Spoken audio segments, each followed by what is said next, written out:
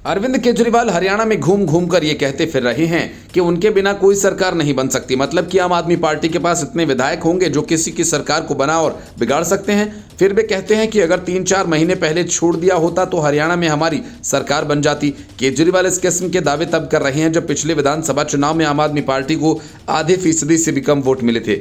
ऐसे में कोई चमत्कार ही आम आदमी पार्टी को सीटें जितवा सकता है। लेकिन केजरीवाल हवा में दावे किए जा रहे हैं। वो तो शुक्र है कि अब तक उन्होंने अपनी जेब से किसी सर्वे की रिपोर्ट नहीं निकाली, ये नहीं बताया कि विपक्ष का कौन बड़ा नेता चुनाव हारने जा रहा है। केजरीवाल की हवाई सियासत अपनी तरफ है और दूसरी तरफ हालात ये हैं कि आम आदमी पार्टी के उम्मीदवार ने चुनाव प्रचार के दौरान ही पार्टी से इस्तीफा दे दिया और वे बीजेपी में शामिल हो गए। पार्टी के फरीदाबाद से उम्मीदवार प्रवेश मेहता ने सत्तारूढ़ भारतीय जनता पार्टी का दामन थाम लिया। केंद्रीय मंत्री और फरीदाबाद से सांसद कृष्णपाल गुर्जर और हरियाणा भाजपा के वरिष्ठ नेता विपुल गोयल की मौजूदगी में वे बीजेपी में शामिल हुए और दरअसल कांग्रेस से गठबंधन नहीं होने के बाद आम आदमी पार्टी ने हरियाणा में सभी सीटों पर अपने उम्मीदवार उतारे और फरीदाबाद सीट से पार्टी ने प्रवेश मेहता को टिकट दिया था। फरीदाबाद से बीजेपी उम्मीदवार विपुल गोयल ने कहा कि मेहता के भाजपा में शामिल होने से फरीदाबाद में भगवा संगठन को मजबूती मिलेगी। गोयल ने एक्स पर पोस्ट करते हुए लिखा कि आज पुरानी अनाज मंडी ओल्ड फरीदाबाद में आयोजित विशाल जनसभा के दौरान केंद्रीय मंत्री कृष्णपाल गुर्जर की उपस्थिति में फरीदाबाद विधानसभा से आम आदमी पार्टी के प्रत्याशी प्रवेश मेहता जी ने अपने हजारों समर्थकों के साथ भारतीय जनता पार्टी की सदस्यता ग्रहण की। मैं मेहता जी का भाजपा परिवार में हार्दिक स्वागत एवं अभिनंदन करता हूं। जनता जनार्दन का भाजपा के प्रति प्यार, विश्वास और उत्साह से स्पष्ट है कि फरीदाबाद से ऐतिहासिक विजय का शंखनाद होगा और भारतीय जनता पार्टी प्रदेश में तीसरी बार सरकार बनाएगी। प्रवेश मेहता का बैकग्राउंड बीजेपी का है और करीब 2 दशक तक वे बीजेपी में रहने के बाद 2014 में टिकट न मिलने की वजह से पार्टी छोड़ दी थी और इसके बाद इनेलो में शामिल हो गए और चुनाव लड़ा भी लेकिन जीत न पाए। पेशे से बिजनेसमैन मेहता पिछले 3 साल से आम आदमी पार्टी में थे। वक्त तो महज 15 मिनट का था, लेकिन जब पीएम मोदी से एमके स्टालिन की बातचीत शुरू हुई तो 45 मिनटों के बाद खत्म हुई। पीएम मोदी से मुलाकात के बाद स्टालिन खिले हुए चेहरे के साथ बाहर निकले और मीडिया से बात करते हुए पीएम की तारीफ की। स्टालिन ने कहा कि उन्होंने मेरी बात धैर्यपूर्वक सुनी। पीएम मोदी और स्टालिन के साथ दिल्ली में गर्मजोशी भरी इस मुलाकात के बाद इंडिया ब्लॉक में खलबली मच गई है। खासतौर से कांग्रेस बेचैन हो गई। सवाल उठ रहे हैं कि मौजूदा सियासी परिदृश्य को देखते हुए क्या स्टालिन की द्रविड़ मुनेत्र कड़गम और भाजपा की भविष्य में साझेदारी संभव है? क्या स्टालिन इंडिया गठबंधन का साथ छोड़कर बीजेपी से हाथ मिलाएंगे? हालांकि पीएम मोदी से मिलने के बाद स्टालिन ने मीडिया से बात करते हुए स्पष्ट किया कि पीएम मोदी से उनकी मुलाकात एक औपचारिक मुलाकात थी, इसका राजनीति से कोई लेना देना नहीं है। उन्होंने साफ किया कि केवल तमिलनाडु की 5 मांगों के संबंध में उनसे बात की, लेकिन ये राजनीति है, इसमें वो ही नहीं होता जो कहा जाता है। इससे पहले भी गठबंधनों में लड़खड़ाहट हो चुकी है जिसके बारे में कभी किसी ने सोचा भी नहीं था। तमिलनाडु में असफल इंडिया गठबंधन की पृष्ठभूमि में पीएम मोदी से स्टालिन की एक के बाद एक मुलाकात और बैठकों का बढ़ता समय तमिलनाडु में सियासी गठबंधन में बदलाव के संकेत दे रहा है। इतना ही नहीं, अन्नामलाई को भाजपा ने लोकसभा चुनाव के बाद साइडलाइन पकड़ा दिया है क्योंकि डीएमके अन्नामलाई को पसंद नहीं करती है। ऐसे में माना जा रहा है कि डीएमके और भाजपा के बीच कुछ तो खिचड़ी जरूर पक रही है। तमिलनाडु में 234 विधानसभा सीटों पर चुनाव अप्रैल-मई 2026 में होने की उम्मीद है। मौजूदा मुख्यमंत्री एमके स्टालिन अभी से चुनावी रणनीति तैयार करने में जुट चुके हैं। भाजपा को भी तमिलनाडु में कुछ सीटें चाहिए और स्टालिन भी इंडिया गठबंधन में शामिल होकर ठगा सा महसूस कर रहे हैं। इंडिया गठबंधन में शामिल होने के बाद डीएमके को लोकसभा चुनाव में नुकसान उठाना पड़ा। वहीं बजट में भी एनडीए गठबंधन में शामिल पार्टियों वाले राज्यों को मोदी सरकार ने दिल खोलकर बजट आवंटित किया। उदाहरण के तौर पर केंद्रीय बजट में आंध्र प्रदेश, जहां एनडीए गठबंधन में शामिल नायडू की टीडीपी की सरकार है, उसे 50,475 करोड़ आवंटित किए हैं। लेकिन इंडिया गठबंधन में शामिल पार्टियों वाली राज्य सरकारों की झोली में कुछ भी नहीं आया। उन राज्यों में स्टालिन के डीएमके का तमिलनाडु भी शामिल है। चुनाव से पहले सीएम स्टालिन को तमिलनाडु की योजनाओं को पूरा करने के लिए केंद्र का सहयोग जरूरी है। ऐसे में स्टालिन भाजपा के साथ दोस्ती करने में शायद ही गुरेज करेंगे। कांग्रेस पार्टी के साथ साझेदारी डीएमके के लिए आगामी चुनाव में एक दायित्व बन सकती है। ऐसे में स्टालिन कांग्रेस से पल्ला झटक कर बेहतर विकल्प तलाश सकते हैं, क्योंकि अगर कांग्रेस से वो गठबंधन करते हैं तो उन्हें बड़ी संख्या में सीटें शेयर करनी पड़ेंगी और लोकसभा चुनाव की तरह विधानसभा में भी कांग्रेस के कारण नुकसान उठाना पड़ सकता है। स्टालिन ने कांग्रेस के साथ गठबंधन कर लोकसभा चुनाव लड़ा था, जिसमें कांग्रेस के साथ चुनाव लड़ना उसे भारी पड़ा था। 2019 की लोकसभा गठबंधन में राज्य की 39 में से 38 सीटों पर जीत हासिल की, लेकिन 2024 के लोकसभा चुनाव में ये संख्या घटकर 31 ही रह गई। 100% स्ट्राइक रेट होने के बावजूद डीएमके को नुकसान हुआ। हालांकि स्टालिन ने 2024 के लोकसभा चुनाव में 22 सीटों पर अपने उम्मीदवार उतारे थे और स्ट्राइक रेट 100 के साथ सभी पर जीत हासिल की थी, लेकिन उसकी सहयोगी कांग्रेस महज 9 सीटों पर जीत हासिल कर पाई। बाकी 8 सीटों पर अन्य पार्टियों के उम्मीदवारों ने जीत हासिल की थी। ऐसे में तमिलनाडु में इंडिया गठबंधन फेल माना गया। Report news of India. संयुक्त राष्ट्र के मंच से विदेश मंत्री एस जयशंकर ने साफ साफ पूरी दुनिया को बता दिया कि पाकिस्तान का क्या हश्र भारत करने वाला है। पाकिस्तान के प्रधानमंत्री शहबाज शरीफ द्वारा संयुक्त राष्ट्र महासभा में कश्मीर का मसला उठाने के बाद भारत की प्रतिनिधि भाविका मंगल नंदन ने पाकिस्तान को उसकी हैसियत याद दिलाई और अब विदेश मंत्री एस जयशंकर ने चेतावनी भी दे दी है। एस जयशंकर ने कहा कि अब दोनों देशों के बीच सुलझाया जाने वाला मुद्दा केवल पाकिस्तान के कब्जे वाले कश्मीर को वापस लेना है। मतलब कि अब पाकिस्तान और भारत के बीच एक ही मसला है और वो है गुलाम कश्मीर, जिसे भारत लेकर रहेगा। एस जयशंकर की इन बातों से पाकिस्तान में सन्नाटा पसर गया। अमेरिका के न्यूयॉर्क में 79वें यूएनजीसी को संबोधित करते हुए जयशंकर ने कहा कि हमने कल इसी मंच से कुछ विचित्र बातें सुनी। मैं भारत की स्थिति को स्पष्ट कर दूं, पाकिस्तान की सीमा पार आतंकवाद की नीति कभी सफल नहीं होगी और उसे दंड से बचने की कोई उम्मीद भी नहीं करनी चाहिए। इसके विपरीत कार्रवाई के निश्चित रूप से परिणाम होंगे। एस जयशंकर ने कश्मीर नीति और आतंकवाद को लेकर भारत का रुख साफ करते हुए कहा कि हमारे बीच सुलझाया जाने वाला मुद्दा केवल पाकिस्तान द्वारा अवैध रूप से कब्जाए गए भारतीय क्षेत्र को खाली करना और आतंकवाद के साथ पाकिस्तान के लंबे समय से चले आ रहे लगाव को त्यागना है।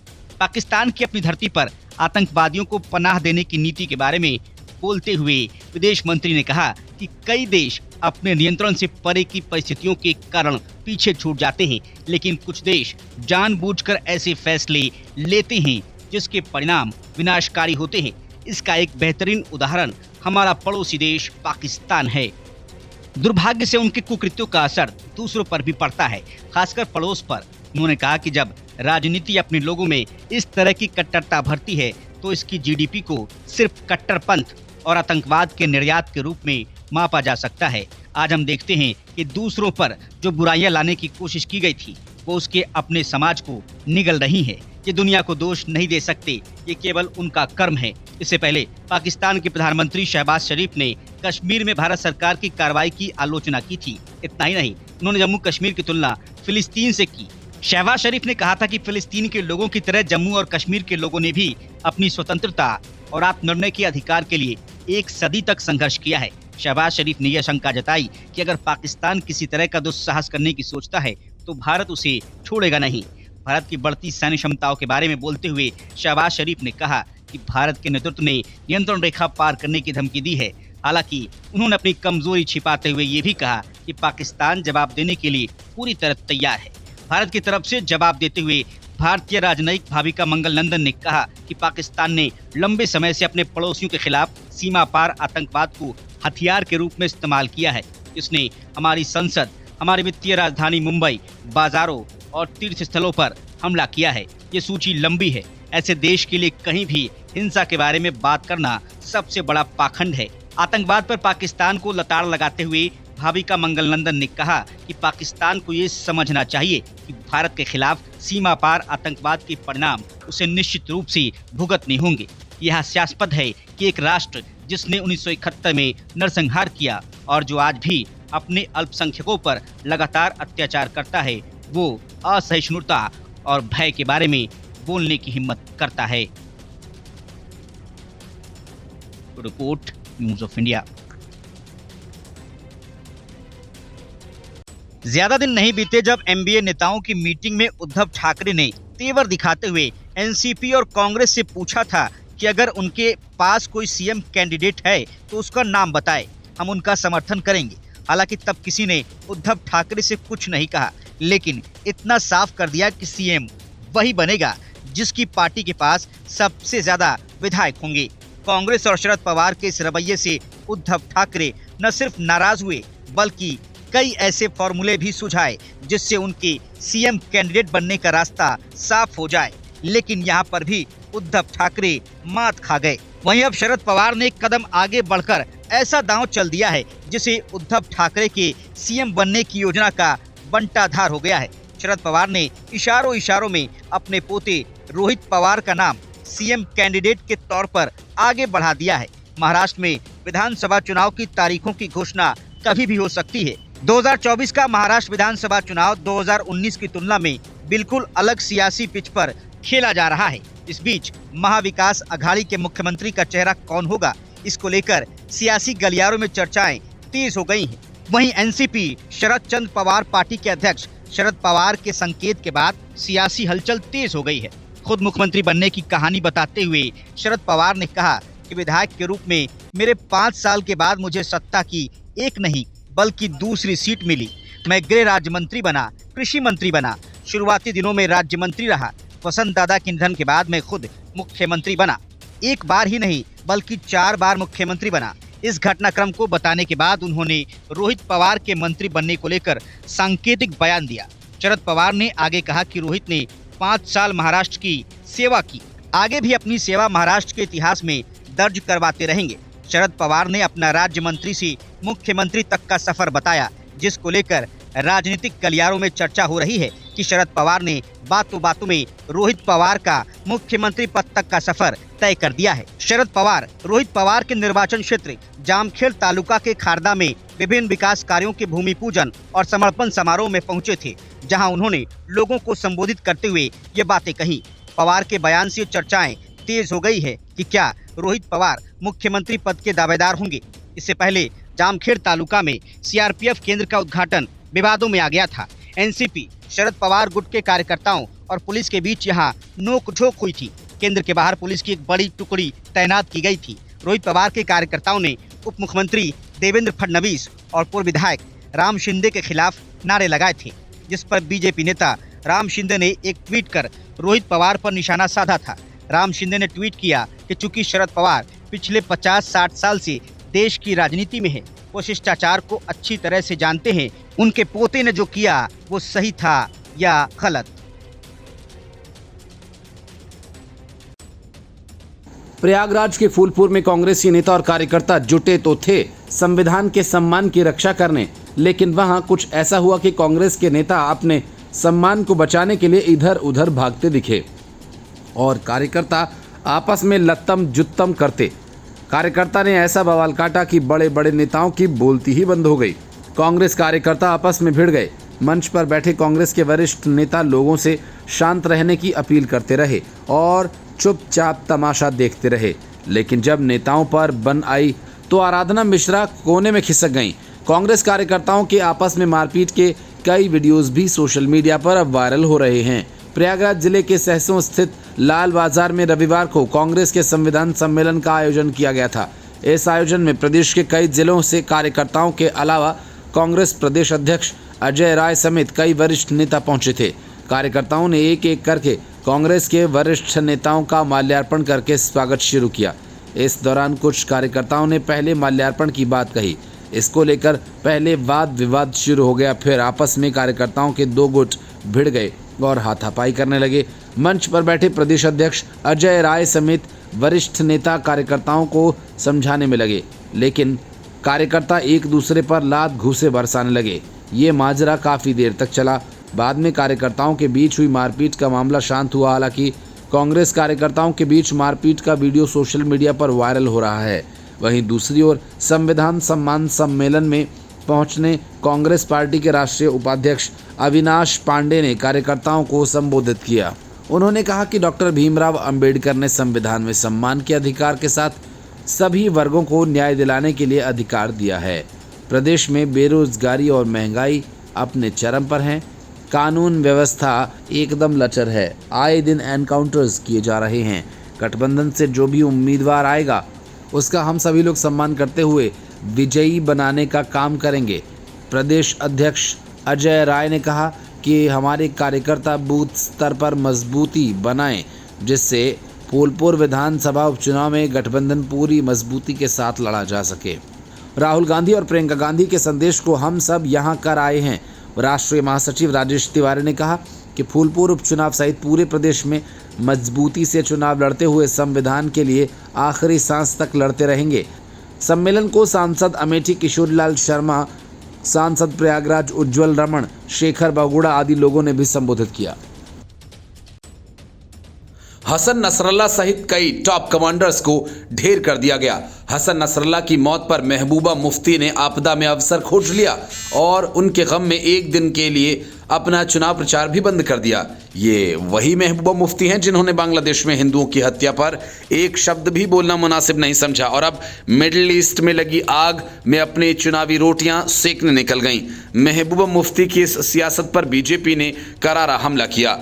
जम्मू कश्मीर के पूर्व उप मुख्यमंत्री और बीजेपी नेता कविंदर गुप्ता ने कहा कि हसन नसरल्ला की मौत से महबूबा मुफ्ती को दुख क्यों होता है। जब बांग्लादेश में हिंदुओं पर हमला होता है और उन्हें मार डाला जाता है तो वे चुप्पी साधे हुए रहती हैं। ये घड़ियाली आंसू हैं और लोग इसके पीछे की मंशा को समझते हैं। वहीं श्रीनगर से आने वाले भाजपा नेता अल्ताफ ठाकुर ने भी महबूबा मुफ्ती पर निशाना साधा। अल्ताफ ठाकुर ने कहा कि दुनिया में कहीं भी युद्ध नहीं होना चाहिए। उन्होंने महबूबा मुफ्ती पर आरोप लगाते हुए कहा कि वो धार्मिक कार्ड खेल रही हैं और ये केवल एक चुनावी स्टंट है। जम्मू कश्मीर की पूर्व मुख्यमंत्री महबूबा मुफ्ती ने सोशल मीडिया प्लेटफॉर्म एक्स पर नसरल्ला की मौत पर एक पोस्ट में लिखा कि लेबनान और गाजा के शहीदों, खासतौर पर हसन नसरल्ला के साथ एकजुटता दिखाने के लिए मैं कल अपना प्रचार एक दिन के लिए बंद कर रही हूं। हम इस दुख की घड़ी में फिलिस्तीन और लेबनान के लोगों के साथ खड़े हैं। सिर्फ मुफ्ती ही नहीं, जम्मू कश्मीर अंजुमन शरी के अध्यक्ष शिया नागा सैयद हसन मौसवी अल सफवी ने भी नसरल्ला की मौत पर दुख व्यक्त किया है। उन्होंने कहा कि हम चाहे जितना भी हसन नसरल्ला की मौत पर शोक मनाएं, ये हमेशा कम होगा, शांति होनी चाहिए। और यही उनका मिशन था। उन पर आतंकवाद में शामिल होने का आरोप लगाया गया था ताकि लोगों को पता न चले कि वो मानवता के लिए क्या कर रहे थे और क्या चाहते थे। इजराइल ने एक हमले में हिजबुल्लाह के चीफ हसन नसरल्ला को मौत के घाट उतार दिया। जम्मू कश्मीर में इसका विरोध हो रहा है और लोग सड़कों पर उतर आए हैं, इजराइल के खिलाफ नारेबाजी कर रहे हैं। वहीं जम्मू कश्मीर की पूर्व मुख्यमंत्री और पीडीपी प्रमुख महबूबा मुफ्ती ने राज्य में चल रहे अपने चुनाव प्रचार को रद्द कर दिया। पीडीपी चीफ महबूबा मुफ्ती ने कहा कि वो रविवार को होने वाला अपना राजनीतिक अभियान रद्द कर रही हैं क्योंकि हिजबुल्लाह ने पुष्टि की है कि इजराइल ने उसके प्रमुख हसन नसरल्ला को मार दिया। जम्मू कश्मीर की पूर्व मुख्यमंत्री ने सोशल मीडिया प्लेटफॉर्म एक्स पर यह घोषणा करते हुए दावा किया कि वो लेबनानी और फिलिस्तीनी नागरिकों के साथ एकजुट होकर खड़ी हैं। उन्होंने एक्स पोस्ट करते हुए लिखा, लेबनान और गाजा के शहीदों, खासतौर पर हसन नसरल्ला के साथ एकजुटता दिखाने के लिए मैं कल अपना अभियान रद्द कर रही हूँ। हम इस दुख और अनुकरणीय प्रतिरोध की घड़ी में फिलिस्तीन और लेबनान के लोगों के साथ खड़े हैं। हिजबुल्लाह प्रमुख हसन नसरल्ला की मौत के बाद जम्मू कश्मीर में विरोध मार्च भी निकाला गया। कश्मीर में सैकड़ों प्रदर्शनकारी नसरल्ला की तस्वीरें लेकर सड़कों पर उतरे और इजराइल के खिलाफ नारे लगाए। न केवल पुरुष बल्कि बड़ी संख्या में महिलाएं भी विरोध प्रदर्शन में शामिल हुई और हिजबुल्लाह के समर्थन में नारे लगाए। श्रीनगर में हसनाबाद, रेनाबाड़ी, सैदा कदल, मीर बिहारी और आशाबाग इलाके में लोग सड़कों पर उतर आए और काले झंडे लेकर इजराइल और अमेरिका विरोधी नारे लगाए।